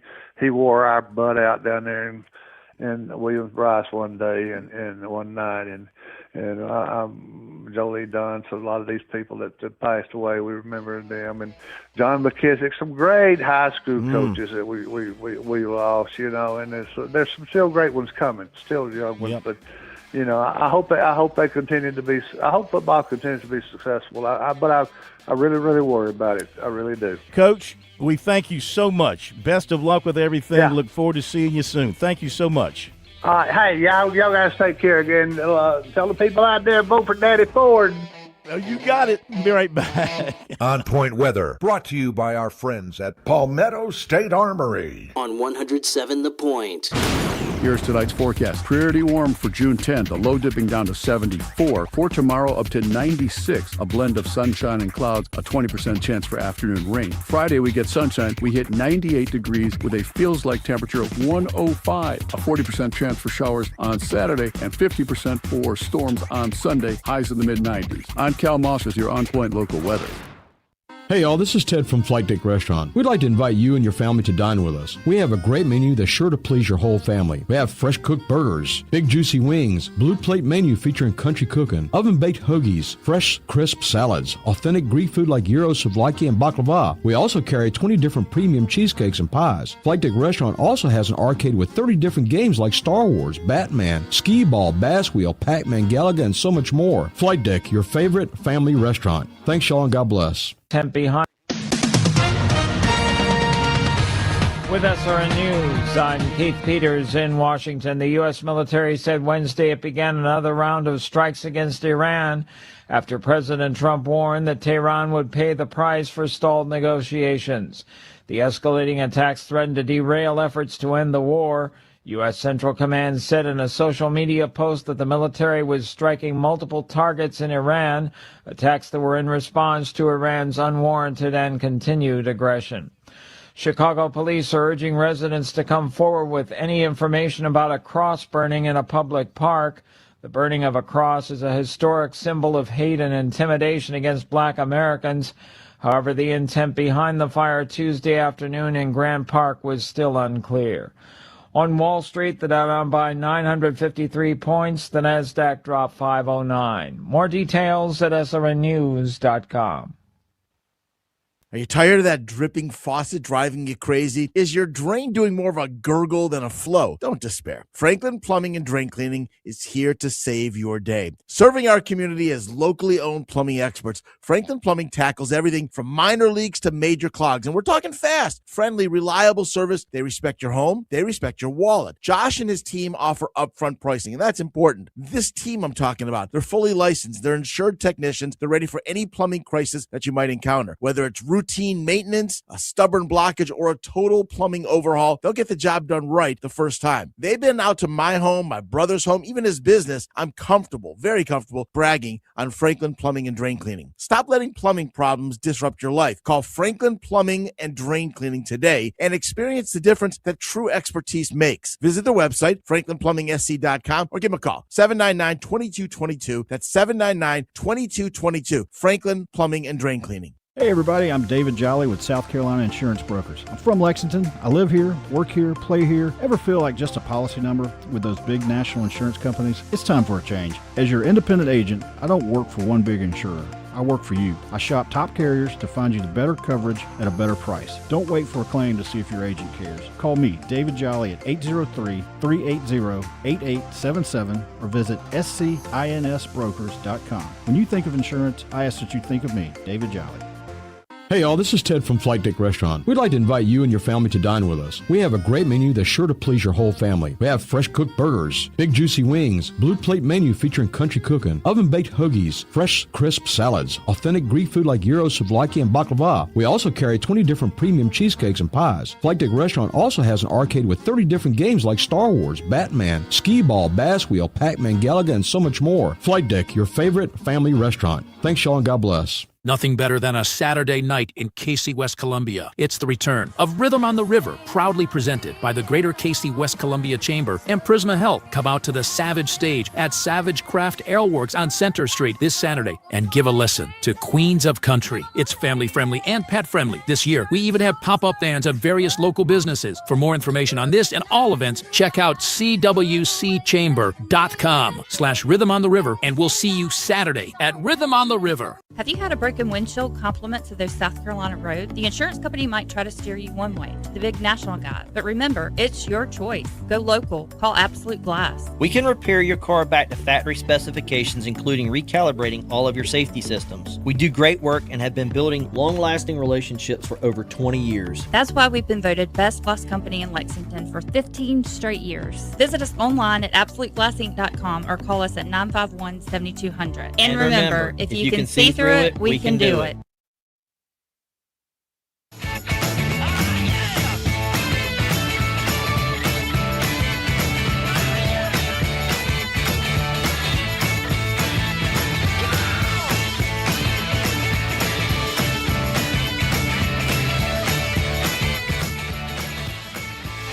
Well, what can you say about Danny Ford? I mean, he's an American original. I mean, they just, if you missed that interview, we'll have it up on our website after the show, SportsTalkSC.com. They just don't make them like him. I wouldn't want to be the guy to have to follow a Danny Ford interview, but we've got quite the candidate for that as we welcome to Sports Talk for the first time the first-year head football coach at Presbyterian College, Coach Matt Rawle. And, Coach, you got big shoes to follow there in Danny Ford. Welcome in. How are you?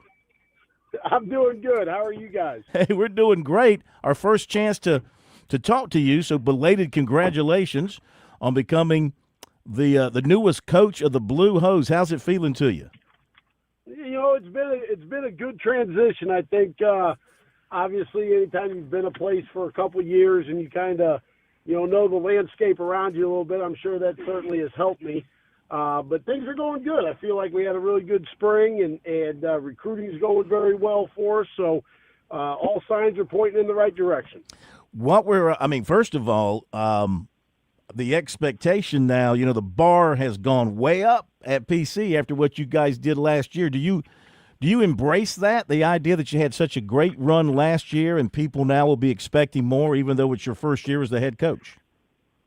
Well, I'm not one to shy away from expectations, and I think we certainly do embrace it. But it's like I told my football team the very first day that I got to meet with them in person is, you look around the room, there aren't a lot of guys left from that football team. And there's certainly not a lot of guys left that were starters. And then, there was a small number that even were contributors. And so I told myself, regardless of whether we have everybody back or have nobody back, it's a new year, it's a new team, but it's the same expectations. So in spring practice for you, it was basically rebuilding from the bottom up. Was that sort of the approach? Everything's wide open, come and get it? Yeah, it really was. I mean, we made our quarterbacks live in all three of our spring scrimmages, and that competition was wide open. And, I mean, every position really was wide open. I told our guys that, some guys maybe had not performed at a high level a year or two before and were disappointed in that or whatever, but I said everybody's got a clean slate. There's no depth chart on the first 3 days of practice. And then we'll put a depth chart together after that, and we'll practice accordingly. And so kind of gave everybody a fresh opportunity to start. And, there were some guys that maybe had been buried down the bottom before that certainly I think had very, very productive springs. And, I'm looking forward to the football team that we have in place now. Well, I mean, last year's team, 10-2, 6-2 in the league, had a nice winning streak going, averaged over 34, about 35 points per game, gave up 16, and really good balance in your offense. That's a nice template for you to kind of try to build towards. And, of course, you were partially responsible for that success. So is that you kind of use the same template for this team as you try to build it for 26? Well, when I first got hired, that was certainly going to be my approach. And about 3 days into the job, I woke up in the middle of the night and I said, you know what? I only get one shot to do this. I'm going to do this completely my way. And, I hired a new defensive coordinator, hired a new offensive coordinator, and I'm going to let those guys, they're going to run their side of the ball and they're going to coordinate their sides of the ball. And so there's certainly some things that are different. But at the same token, I think, one of the things where Coach Englehart and I had such a great relationship, working-wise and personally, we believed in a lot of the same things. We believed in what it takes to win football games and how you run a program and those type of things. So from that standpoint, there won't be a ton of changes. But, I think certainly I would be doing myself, an injustice by trying to just emulate Coach Englehart, and I think I'd be doing our players and our football team the same, disservice. And so we're going to do this the way that I feel like is the best way to do it, and there's going to be some things that are different, and there's going to be a lot of things that are the same. Matt Rawl, the new head football coach at PC, joining us here tonight talking Blue Hose football. And, Coach, how many conversations and what did you have to promise Mike Babcock, your associate head coach and offensive coordinator, also your quarterbacks coach, to convince him that tackling your quarterbacks during the scrimmages was a good idea? There was no discussion on that. Coach Babs and I go way back. He was the head coach at a D2 school in Illinois, McKendree University, for 11 years. And Coach Babcock gave me my first opportunity to be an offensive coordinator. And so I kind of was able to, was in a position to be able to, so to speak, repay him that favor. And, Mike and I are very much on the same page with offensively what our belief system is. And he was all for it because, he hadn't seen those kids when the bullets were flying either. And so, we went with it. And, we probably could have been done after the first two scrimmages with it, but then you get into the spring game, we had kind of gone to that point, and we were still having really, really good competition at that position. So we went with it in the spring game as well, and that added a little extra excitement for all the people that came out to check us out that night. You had such a good QB in Colin Hurst last year, who has sort of taken that reign in terms of leading your offense with the guys you had battling through the spring. Do you feel comfortable with what you have moving into the fall? I feel very comfortable. I think we've got two guys that really, really competed at a high level this spring that were both returners, with Max Holsclaw, who's a sophomore, and then we had Landon Sharp, who's down from White Knoll, South Carolina, that was a redshirt freshman for us last year. And, both of those two guys do things really well. They do some different things really well. And like I told them coming out of spring, I'm not going to name a starter at this point. I want you guys to come in and continue to compete for that job. But I feel really good about the things that both of those guys bring to the table. And I certainly think that, we will pick one before game one, and we'll roll with that one. But I want those guys to come in and really compete and take charge of the offense this fall. I think you're a fascinating story, just kind of going through your resume and the amount of schools and stops that you've had, basically in the Midwest, the West, and sort of the Southwest. Nothing really in the Southeast until you got to PC. So first off, what was the move like for you and your family to come down to Clinton and take over and join the staff at Presbyterian? And what do you like maybe about now coaching in your second season here in the Southeast, where you can maybe tap into some of that talent around the area? Well, I always knew there was a lot of talent in the Southeast, that it's a recruiting hotbed. But my only experience really in the Southeast was that I had taken a family vacation down to Charleston about 5 or 6 years ago. And, that was about the extent of what I knew of South Carolina.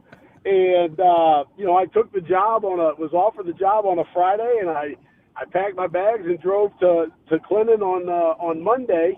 And, my family arrived a few months later, and we've settled in. I mean, we're doing really, really well, and everybody really seems to love it out here. And, I think the upstate is a great place. We enjoy, the upstate area very much, but we also love the fact that we could get up at, 6 o'clock on a Saturday morning, and by 9 o'clock we could be on the beach somewhere and doing that. And there's just a lot of great things around this area.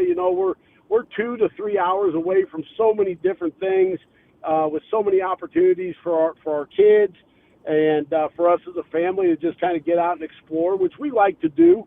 And it's been a really good move for us. And from a professional standpoint, again, I think everything that I thought about the Southeast in terms of recruiting and the athletes and those things have certainly held true. And we're trying to really continue to put a good stamp on, the Carolinas and Georgia and Florida is kind of our main hub of where we're going to recruit from. And, we'll obviously cherry pick a little bit out of some junior colleges and the transfer portal for our needs there. But, we're going to be a high school dominant recruiting structure still at PC. And, there's no reason you can't get that done in this area. When Coach Engelhardt was considering making the move and then eventually did make the move, did he want you to come with him? We talked about that, and he told me what Coach Engelhardt basically told me. He called me and said, "Hey, I've accepted the job at West Georgia. You're going to be the next head coach at Presbyterian College." And I kind of jokingly asked him, I said, "Well, what if I'm not?" And he's like, "Well, you're going to be, but we can talk about that another time." And it didn't happen as fast as he made it seem like it was going to happen. I think about 4 or 5 days after the fact, I called him. I said, "Steve, you still have an O-line job, right?" He's like, "Would you just focus on getting the job there? And if they hire somebody else, I have a job for you." That's funny. That's funny. What made him a special coach at Presbyterian? Why did it all come together for you guys last season? Well, I think first and foremost, him and his staff, they had unbelievable relationships with that football team, with those players. And, that was something that I really took from them, was the culture and the way that the coaches and the players, the relationships that they had built by the time I even got there. And part of the reason we were able to have so much success last year, we had 35 guys that were getting ready to exhaust their eligibility. And, just being able to keep those guys when there were a number of them that had opportunities to get in the portal, maybe go, play at the FBS level or go get, some more NIL money at other places, but they elected to stay. And a big reason for that was not only the university, and the academic side of it, but also the bigger part of it was really the relationships between the staff and the players. Yeah. I see where you retained Aries Curry as your wide receivers coach. Is he still the fastest man on campus? He is absolutely the fastest man on campus. And, I didn't retain – Air Reese was not on our staff before. I actually had hired Air Reese. I did not know him at all. But I recruited the Columbia area when I was an assistant, and I knew what a great area that could be for us. And so I wanted to find somebody that had ties to that area. And he had been coaching at Richland High School, and before that he was at AC Flora. And then obviously, Air Reese had a tremendous playing career. Coach Sweeney absolutely stood on the table for Air Reese, and it just really kind of solidified was the nail in the coffin, so to speak, when it came to making that decision between him and a couple of other guys. And he's been awesome. I mean, just what a wealth of knowledge he has. But yeah, I wish in recruiting his challenge is to go find some guys that can run like himself. Yeah. So he's just now joining your staff this year. Yeah, he just joined us back in January this year, yes. Well, daggone Google AI needs to get brought up to date then. I did a quick little search because I wasn't sure, and they said he joined in 2024. So that's why I was thinking he was retained. So I'm glad you corrected me there. That's a great. Phil, that's why you go to the school's website instead of Google AI. There you go. I did, but it doesn't have any bio information on him. It just has his name. Yeah. I'll get on our sports information department tomorrow about that one. Update that bio. All right, real quick. You got a Thursday night home opener against UVA-Y. So there you go. You get the jump on everybody around the state. I'm excited about it. I think, it's the first week of school, so all the students will be back on campus. There should be a large buzz around that game. And, I think night games are obviously, they're a different beast in themselves. And so that'll be exciting. There won't be a ton of games. You always fight at our level. You fight the 1 o'clock kickoffs and who's playing on ESPN or another network. And so we won't have to fight as much of that on a Thursday night. And so I'm hoping we'll have a great turnout of the Blue Hose faithful and be able to get, off on the right foot. Well, that's awesome. Thank you for joining us, and we'll be there to see you in August. We come through and visit every school in the state and have the head coach on with us and a couple of players. So we'll catch up with you and get with your SID folks, get that set up in August, and then maybe see you during the season, have you on with us again. And, again, thank you so much for joining us tonight. Look forward to seeing you. Thanks, Coach. Absolutely, guys. I appreciate you having me on, and I look forward to seeing you as well. Yes, sir. Thank you, Coach Matt Rawle, not to be confused with Matt Rule. Hopefully going to have much better success in the Carolinas than Matt Rule did, but it's spelled almost the same, really. R-A-H-L. What's Rule? R-U-H-L? Isn't it R-U? H-L-E, I believe. Is that what it is? Yeah. Yeah. Well, thank you, Coach Matt Rawle from Presbyterian. Great to have you on with us. Sounds like he's going to do a great job and keep it going there at Presbyterian because they had I tell you what, the eye-openers of last year in our state, PC was one of them. Clemson not performing up to standards. Another. South Carolina having a horrible year. I guess another. Newberry having a really good year, Newberry. Newberry doing what they did was a huge eye-opener. But nobody, I don't think, saw this coming from PC. That's what I'm getting at, Thank you, Coach. Appreciate it. Recruiting coming up.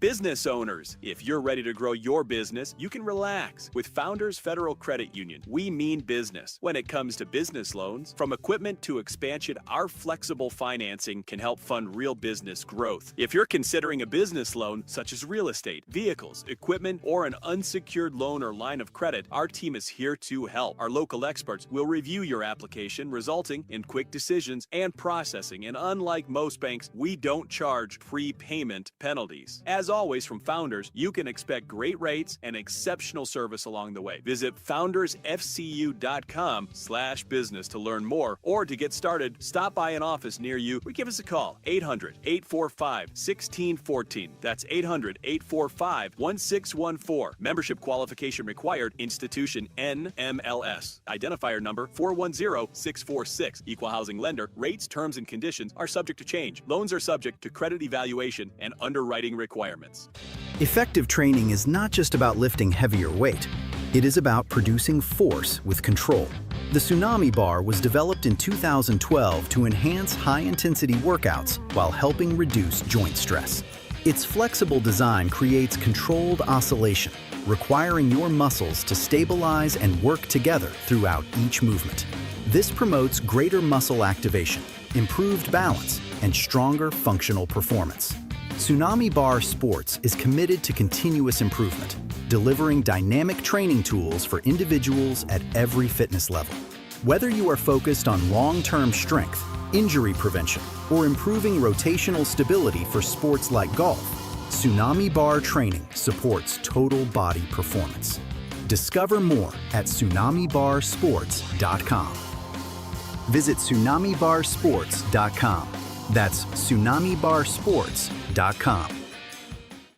We're with Major Billy Downer of the Department of Natural Resources, and we're visiting at the brand new DNR offices at the State Farmers Market. Major, tell us more about this place. That's right, Phil. The Department of Natural Resources has a new office located at the South Carolina Farmers Market. You can find us at 260D Epting Lane inside the Farmers Market grounds. Look for the DNR logo when you turn off of Highway 221 in West Columbia, or you can always go to the App Store on your Apple or Android device and look for Go Outdoors SC. Download the app and you can buy all of your license needs right there. Visit GoOutdoorsSouthCarolina.com today. Looking for a new car? You need to think about a Kia. If you're in the market for an SUV, consider the new Kia Telluride or the new Kia Sorento. They're big, they're strong, and loaded with tech for thousands less than Honda or Toyota. You'll see the difference right away, and you get double the warranty. Plus, you get the JT's Advantage million-mile warranty and about 1,000 other things you have to see to believe. If you want the biggest bang for your buck, it's time to think about a new JT's Kia. We're serious about saving you money. There's people that go their whole education without having an African-American teacher. So when I received my lottery-funded life scholarship, I knew I wanted to choose a school that had the Call Me Mr. program. Their mission is to recruit and retain teachers to be those role models for students in underserved areas. And that's what I want to do for my students. More role models means a better South Carolina. And a better South Carolina means a better you. Visit sceducationlottery.com/betteryou. The Sports Talk Recruiting Report is sponsored by Seawell's Catering.